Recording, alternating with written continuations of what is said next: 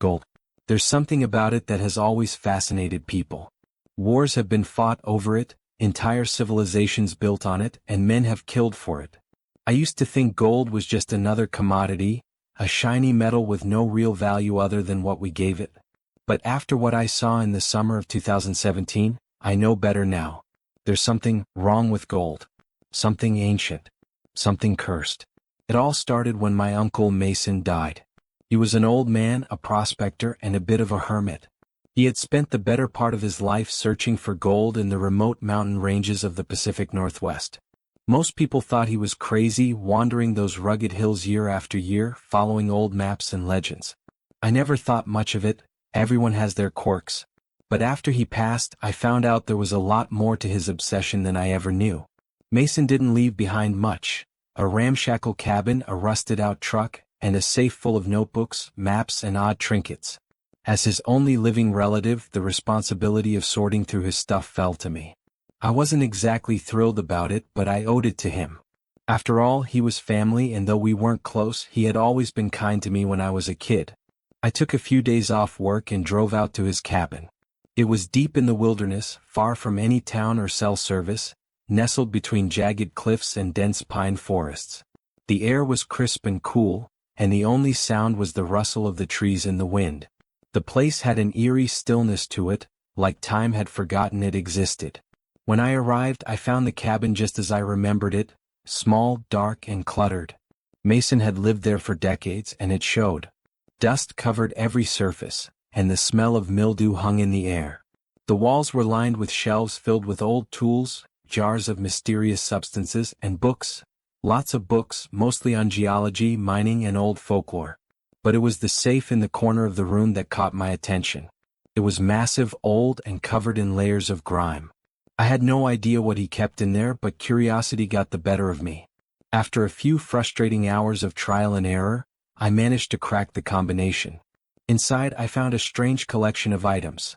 A handful of yellowed, brittle maps, a few lumps of what looked like gold ore, and a small, locked box.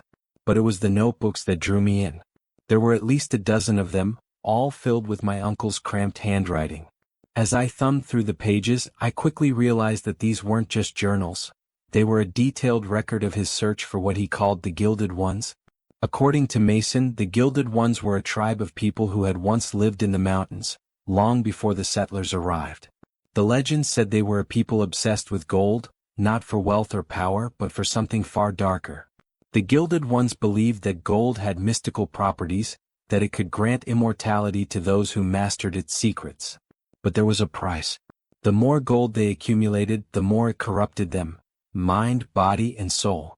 Mason's notes became increasingly erratic as I read further. He wrote about ancient rituals, strange symbols carved into rocks, and dreams, vivid, terrifying dreams, of being pursued by something golden, something alive. At first, I thought it was just the ramblings of an old man who had spent too much time alone in the wilderness. But then I found the final entry in his notebook, dated just days before his death. It simply read, "I found them." A chill ran down my spine as I read those words. I didn't know what he meant, but I couldn't shake the feeling that whatever he had been chasing, it had found him in the end. That night I couldn't sleep. I lay in the creaky old bed, listening to the wind howl outside, my mind racing with thoughts of the Gilded Ones. Was it just a story? A myth? Or had my uncle actually uncovered something terrible in those mountains? The next morning, I decided to follow Mason's trail.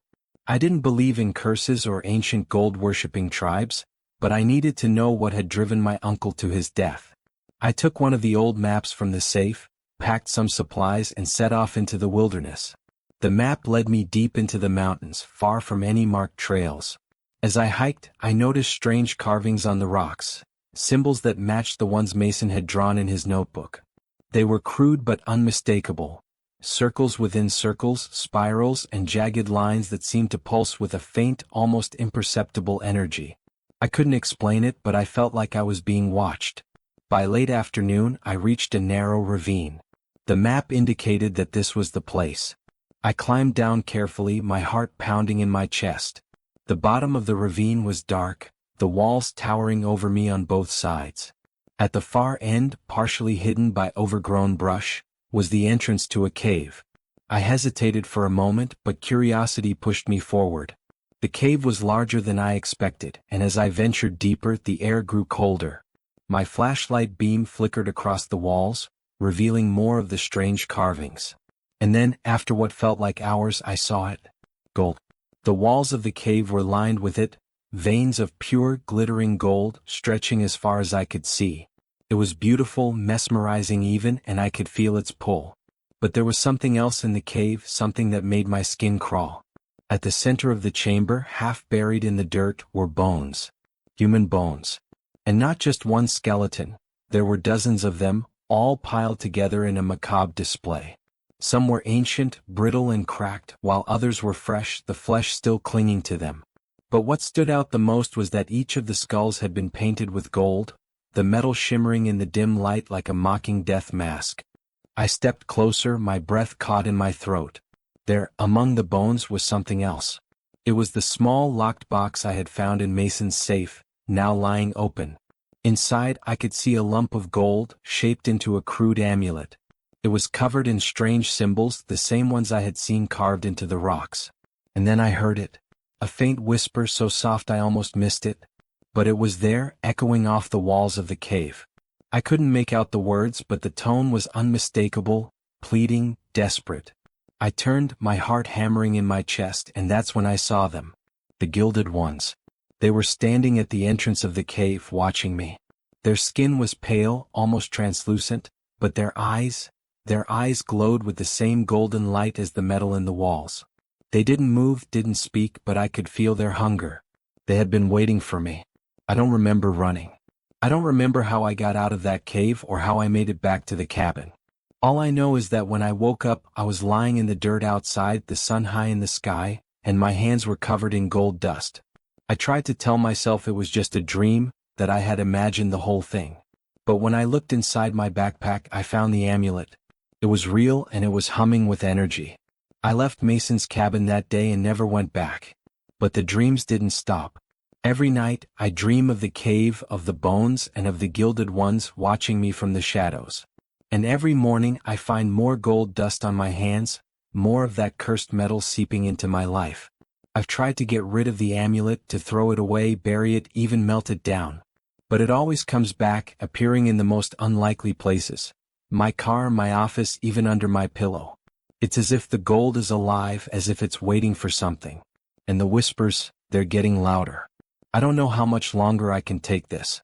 The Gilded Ones are coming for me. I can feel it. They want their gold back and they'll stop at nothing to get it. If you're reading this, don't go looking for the cave. Don't follow the maps and don't touch the gold. It's cursed. And once it has you in its grip, it never lets go.